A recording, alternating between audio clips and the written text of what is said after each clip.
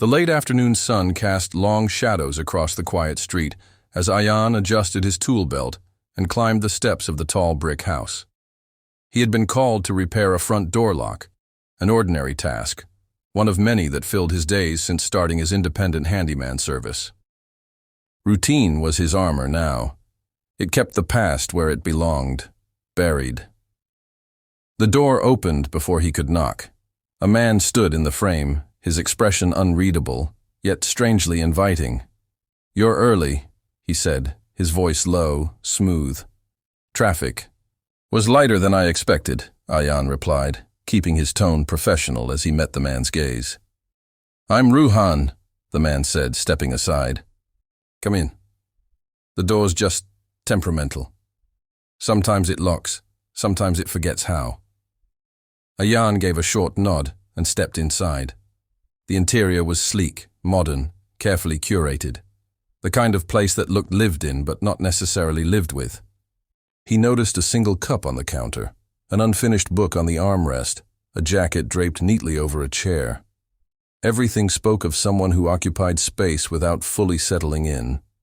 He crouched by the door, taking out his tools. "Has this been going on long?" "A few weeks," Ruhan said, leaning against the wall, arms crossed. "I told myself I'd fix it, but some things... I guess I wait too long." There was something in his voice, light, casual, but touched with a weight that didn't match the words. Ayaan didn't respond. He focused on the screws, the warped alignment. But even as he worked, he was aware of Ruhan watching him.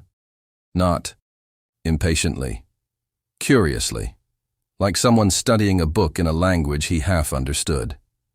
"You do this full time?" Ruhan asked. Ayaan nodded. "Keeps me busy." "Busy's good," Ruhan murmured. "It keeps the silence from getting too loud." Ayaan paused, glanced up briefly. There was a flicker of something familiar in Ruhan's expression. Loneliness, maybe, or restlessness. Ayaan knew the shape of both, but he didn't answer. He wasn't here for conversation. Still, silence settled between them. Not awkward, just present. The ticking of a distant clock, the soft creak of floorboards, the breath of a house with too many empty rooms. Ayaan stood and tested the lock. It clicked smoothly now. Should be fine, just needed realignment. "That easy, huh?" Ruhan smiled, not quite letting it reach his eyes. "Wish other things were." He followed Ayaan to the door. Their hands brushed as Ruhan reached for the handle. Neither of them moved away immediately. "Thanks for coming," Ruhan said, his voice quiet now. "It's nice, having someone around." Ayaan hesitated, something tugging inside him, a flicker of warmth he wasn't prepared for. He stepped outside, grounding himself. But before he could turn, Ruhan spoke again. "You ever stay for coffee, after a job?" Ayaan looked back. Ruhan's eyes held something unspoken. "I could use the company tonight." Ayaan sat cautiously on the edge of the velvet armchair, his hands curled around the warm mug Ruhan had offered him. The coffee was stronger than he expected, laced with something floral, cardamom maybe. It filled the quiet room with a strangely comforting scent. Ruhan settled across from him on the couch, one leg tucked beneath him, casual but attentive, as though studying the space between them. "I don't usually do this," Ayaan said finally, voice low. "Stay for coffee?" Ruhan asked, smiling, faintly. "Let strangers talk to me like we've known each other longer than a knock on the door." Ruhan tilted his head, amused but not mocking. "Maybe I'm just good at recognizing quiet people." Ayaan didn't reply. He stared into his mug, watching the steam rise and dissolve. Silence wrapped around them again, softer this time. Ruhan leaned back, eyes flickering to the ceiling as if trying to gather the right words. "My partner left 6 months ago," he said, voice steady. "Job transfer to Dubai. Said it was temporary. We never officially ended things, but the Longer it goes, the quieter it gets. You ever been through something like that? Ayaan considered lying, but his mouth moved before he could stop it. He said he wanted space. I gave it, and then I watched him fill it with someone else. Ruhan's gaze sharpened slightly, not with judgment, recognition. That kind of betrayal doesn't hit like a slap. It's slower, like rust. Ayaan nodded, surprised at how true it felt. Surprised that he'd let the truth slip so easily. He didn't usually talk about the past. It lingered in shadows, not in conversations. Ruhan stood and moved toward a shelf, pulling out a record. He placed it on the player, and a mellow, soulful tune filled the room, its notes curling around them like smoke. Music makes the silence bearable, he said, almost to himself. Ayaan watched him, how he moved through the room, how loneliness seemed to cling to him like perfume, subtle but inescapable. There was something dangerous in how easy it was to listen to him, to stay. Ruhan sat down again, closer this time, their knees nearly touched. Not many people get my quiet, Ayaan said softly. Ruhan smiled, not with triumph, but something gentler. Maybe it's because mine sounds the same. Their eyes held for a moment longer than necessary. Ayaan felt the tension shift, not discomfort, but pull. A slow, inevitable gravity. Ruhan's hand moved to the sugar bowl, brushing Ayaan's knuckles. The touch lingered. Neither of them moved. Outside, the sky had darkened. Time slipped by unnoticed. Eventually, Ayaan rose.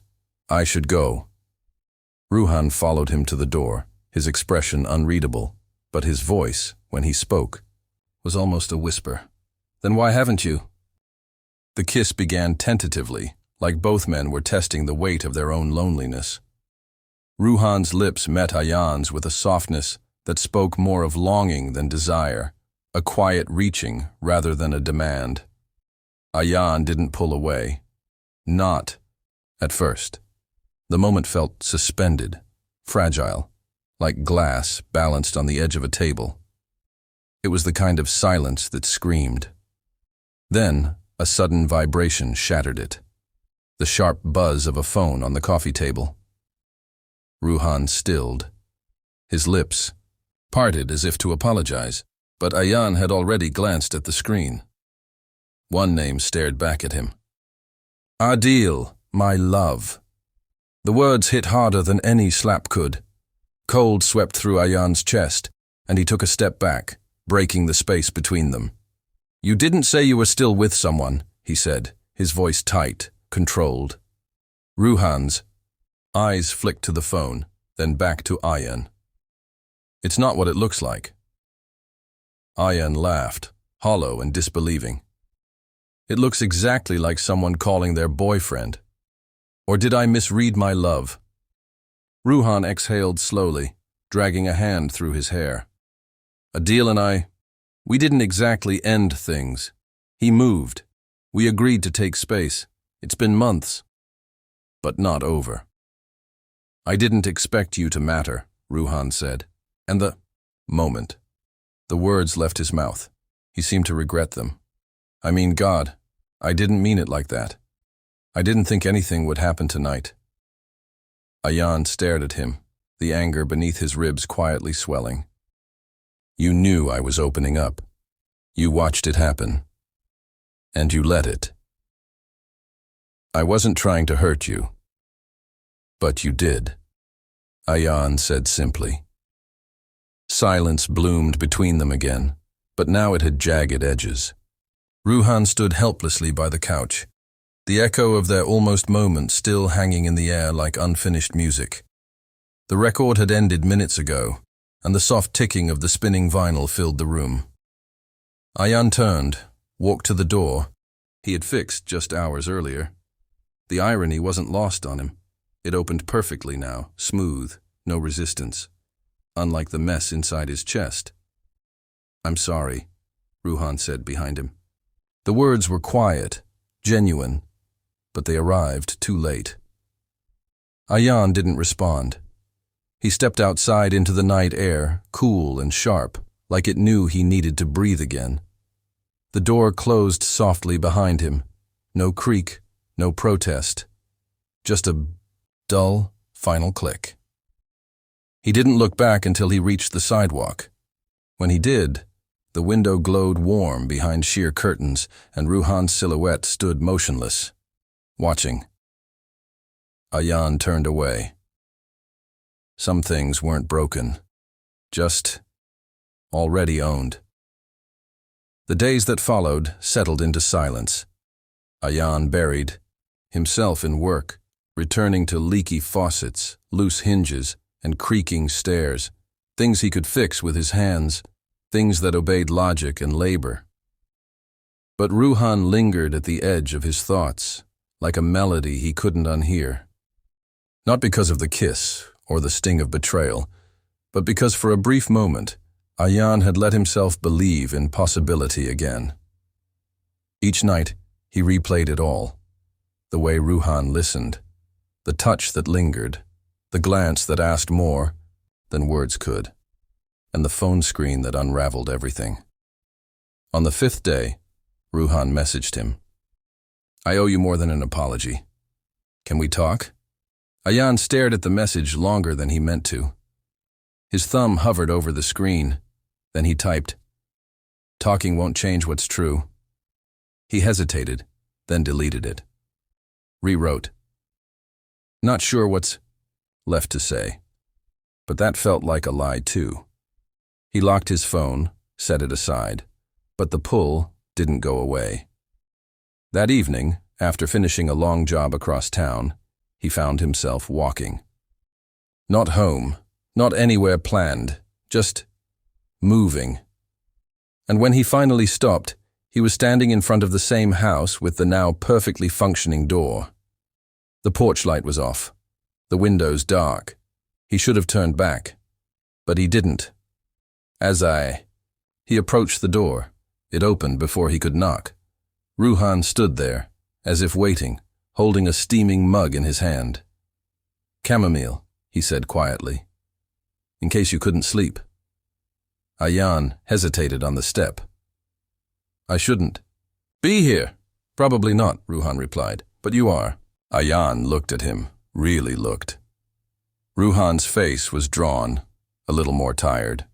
There was no performance in him tonight, no subtle seduction, just a man standing in the doorway, holding warmth in his hands. "I told Adil it's over," Ruhan said after a moment. "Officially, properly. I should have done it before. I didn't because I thought waiting made it less painful." "Did it?" Ayaan asked. "No," Ruhan whispered. "It made it messier." Ayaan exhaled, the sound low and tired.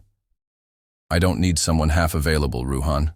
I need someone who chooses me without pause." Ruhan nodded slowly. "Then you deserve that, even if it's not me." Ayaan stepped back, the porch creaking beneath his feet. But something inside him had softened. Not with forgiveness, but with clarity. "I don't know what this is," he said, "but I know what it isn't." Ruhan held his gaze. "And if someday it becomes what it should be?" "Then maybe," Ayaan said, "you'll fix your own door." He turned and walked into the night, the soft click of the door closing behind him. The air was crisp, but he felt lighter, as if something heavy had finally fallen from his shoulders. Some endings weren't doors closing. They were new ones waiting to open when both hands were finally free.